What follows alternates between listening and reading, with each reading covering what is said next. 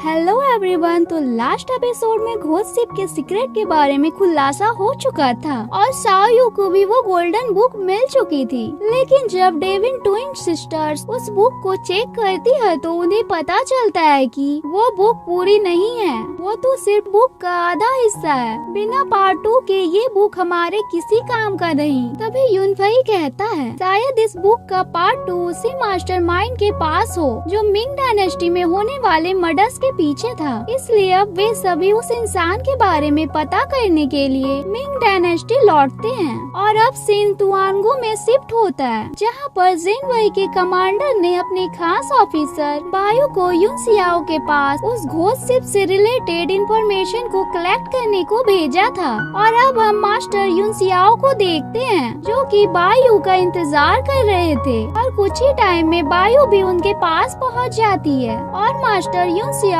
Bio से कहते हैं कि हमने मास्टर रेन को 3 बार इनविटेशन भेजा था लेकिन फिर भी वो नहीं आए। इसके रिप्लाई में बायो कहती है मास्टर रेन अभी बहुत व्यस्त चल रहे हैं, इसलिए उन्होंने मुझे आपको यह इन्फॉर्म करने के लिए भेजा है कि सी सैक्रिफाइस सेरेमनी नजदीक है। तो मास्टर रेन चाहते हैं कि आप भी अब हमारे साथ पूरी तरह कोऑपरेट करें। जो सुन ली कहता है कि जेनवई के लोगों से घोस्ट फायर केस सॉल्व नहीं हो रहा जो उन्होंने हमसे हेल्प मांगी है। जिसके रिप्लाई में बायो कहती है हम रेड फ्लेम गार्ड्स हैं, हम हर उस केस को सॉल्व कर सकते हैं जो तुम कभी नहीं कर सकते। अगर एम्परर का ऑर्डर ना होता तो हम तुम्हारे पास कभी नहीं आते। और ये दोनों यहीं पर बातों ही बातों में एक दूसरे से लड़ने लगते हैं। जो देख मास्टर युन सियाओ दोनों को शांत करते हैं। तभी वहाँ पर ऑफिसर यान पहुँच जाते हैं और वो बायो को बताते हैं कि सीचेन और उसके साथी हेड ऑफिस के सामने कुछ लोगों को मार रहे हैं। जो सुन बायो जल्दी से वहाँ के लिए निकल जाती है और बायो के वहाँ से जाने के बाद ली मास्टर युन सियाओ से कहते हैं मास्टर आखिर क्यों आपने बायो के साथ कोऑपरेट करने के लिए हाँ कर दिया। और मास्टर युन सियाओ ली को बताते हैं कि कुछ बातें ऐसी हैं जो मैं तुम्हें नहीं समझा सकता। जैसे मास्टर रेन कहने को तो खुली किताब की तरह है लेकिन उनके दिमाग में क्या चल रहा है वो किसी को नहीं पता। और ऊपर से वो एम्परर के साथ रहता है। और मिंग डायनेस्टी में अभी भी कुछ लोग ऐसे हैं जिन्होंने अभी तक हमारे ग्रुप को ज्वाइन नहीं किया है, तो पहले तुम उन्हें ग्रुप में ज्वाइन कराओ। जो सुन ली अब उस कमरे से बाहर आ जाता है और कहता है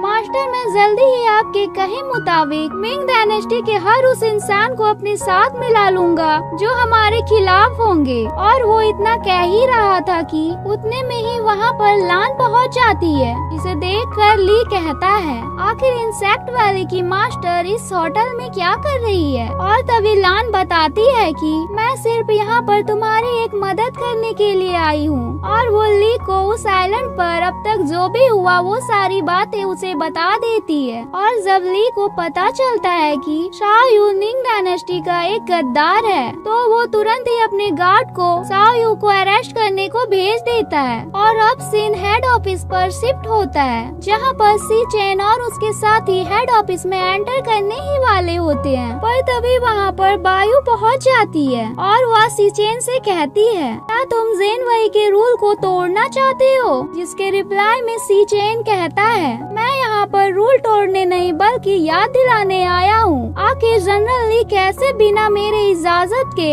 मेरी फैक्ट्री में एंटर हुए और एंटर हुए तो हुए साथ ही मेरी फैक्ट्री को ही उड़ा दिया। जिस पर बायो कहती है भूलो मत कि ब्लास्ट में जनरल ली भी मारे गए और अभी इस केस की इन्वेस्टिगेशन चल रही है। अगर तुम यहाँ से जल्दी नहीं गए तो तुम्हारे ऊपर भी कार्रवाई शुरू कर दूंगी। जो सुन सी चेन अपनी दांत पीसते हुए वहाँ से चला जाता है और तभी बायो नीचे आकर गार्ड्स को उठाने लगती है। तभी गार्ड्स से बताते हैं कि कैप्टन जब से जनरल ली यहाँ से गए हैं यहाँ की सिचुएशन बहुत ही ज्यादा बिगड़ती जा रही है। हर कोई यहाँ पर आकर अब हंगामा कर रहा है। दिन ब दिन इसकी सिचुएशन और भी बिगड़ते जा रही है। जो सुन बायो कहती है जाने क्यों ऐसा लग रहा है कि इन सब के पीछे किसी की सोची समझी साजिश है और फिलहाल मैं 2 गार्ड के हेल्प से इस जगह को प्रोटेक्ट नहीं कर सकती। हमें और भी गार्ड्स की जरूरत है। जिस पर एक गार्ड बताता है कि कैप्टन कुछ दिनों पहले ही सभी गार्ड्स को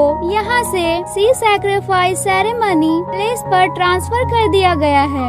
जो सुन बायू उन दोनों गार्ड से शाओयू को अरेस्ट करने के लिए कहती है, क्योंकि शाओयू ही है जो कि ब्लैक पाउडर केस के ऊपर इन्वेस्टिगेशन कर रहा था। और इतना कह वो वहाँ से आगे चली जाती है और थोड़ी आगे जाने पर वो अपने मन में कहती है, शाओयू अगर तुम जिंदा हो तो प्लीज मिंग डायनेस्टी में लौट कर मत आना। और अब सीन मार्केट में शिफ्ट हो जाता है जहाँ पर सी चेन बड़बड़ाते हुए जा रहा था। तभी बीच में उसको ली मिल जाता है और वो सी चेन से कहता है, आखिर गवर्नर के सेकंड हैंड को इतना ज्यादा गुस्सा किस वजह से आ रहा है। जो सुन सी चेन कहता है, क्या आपके पास कुछ ऐसा है जिससे मेरा गुस्सा शांत हो जाए। जिसके रिप्लाई में ली कहता है, मेरे पास ऐसा बहुत कुछ है जिसे सुनने में आप जरूर इंटरेस्टेड होंगे। और तभी हम देखते हैं कि वहाँ किलर कपल भी सी चेन और ली का पीछा कर रहे हैं, क्योंकि वो भी ये जानना चाहते हैं कि आखिर वो कौन सी बात है जो उन्हें नहीं पता।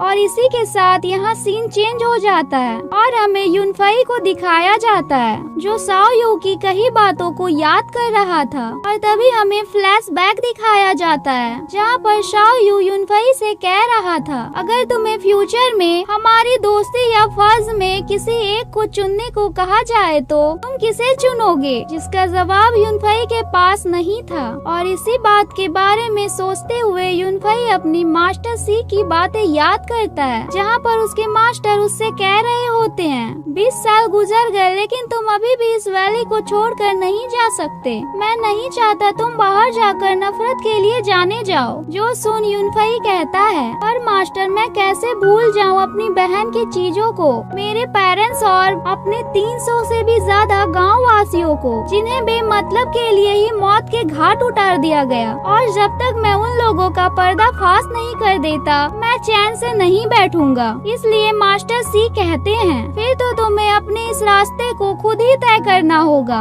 मैं इस रास्ते पर तुम्हारी कोई भी मदद नहीं कर सकता। और इतना कह मास्टर वहाँ से चले जाते हैं। और अब सीन प्रेजेंट में शिफ्ट होता है और यूनफई यह डिसाइड कर लेता है कि उसे अब क्या करना है। और वो अपने सर्वेंट को ऑर्डर देता है कि चारों तरफ यह खबर फैला दो कि शाओयू अभी भी जिंदा है और वो निंग डायनेस्टी में ही है। और इसी के साथ हमारा ये एपिसोड यहीं पर एंड होता है फ्रेंड्स। अगर वीडियो अच्छी लगी हो तो प्लीज वीडियो को लाइक और चैनल को सब्सक्राइब करें।